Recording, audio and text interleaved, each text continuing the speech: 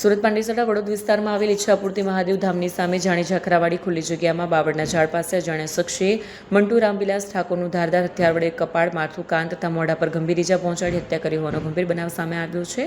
ઘટનાની ગંભીરતાને ધ્યાનમાં રાખી સુરત શહેર ક્રાઇમ બ્રાન્ચના ઉપરી અધિકારીઓએ તાત્કાલિક સૂચના આપી અલગ અલગ ટીમો બનાવીને આરોપીની શોધખોળ માટે વર્કઆઉટમાં હતી.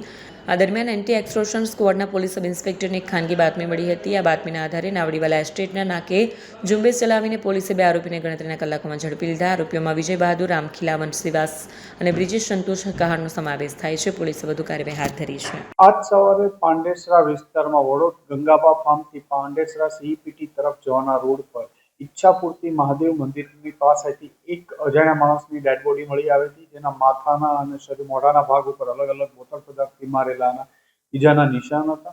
પ્રાથમિક દ્રષ્ટિએ જોતા અનડિટેક ખૂનનો ગુનો હોય ક્રાઇમ બ્રાન્ચની અલગ અલગ ટીમો આ ગુનાની પાછળ તપાસમાં લાગેલી હતી.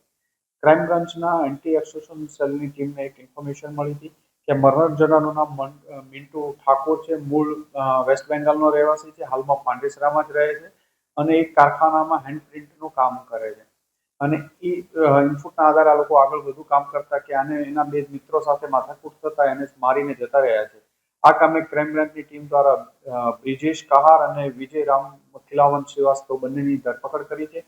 આ બંને સાથે બ્રિજેશ સાથે મરનારને 2-4 મહિનાથી મિત્રતા હતી અને મરનારની પત્ની ઘરે જતા રહ્યા એ બાબતના અવારનવાર બંને વચ્ચે બોલાચાલી અને ઝઘડો થતો હતો, મસ્તી કરતો હતો મરનાર બ્રિજેશ આરોપી, જેથી બંને વચ્ચે ઝઘડો થતો હતો.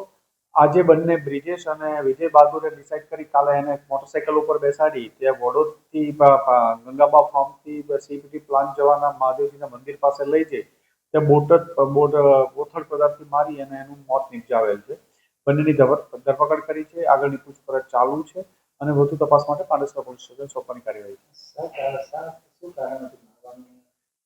મરણ જનારની પત્ની એને છોડીને જતી રહી છે. એ બાબતે જે બ્રિજેશ આરોપી છે વારંવાર એની મસ્તી કરતો હતો અને આ બાબતમાં અવારનવાર એમના ઝઘડા પણ થતા હતા અને છેલ્લા 2-3 દિવસથી વારંવાર એ બંનેને બોલાચાલી આ બાબતમાં થતી હતી અને ગઈકાલે પણ ઝઘડો થતા એને મારી દીધો છે એના મિત્ર સાથે મળી. બ્રિજેશ અને મંટુ સાથે જ એક સાથે હેન્ડ પ્રિન્ટના એક જ નાવડી પાસે ત્યાં કંઈ કામ કરે છે, એક જ કારખાનામાં ખાતામાં.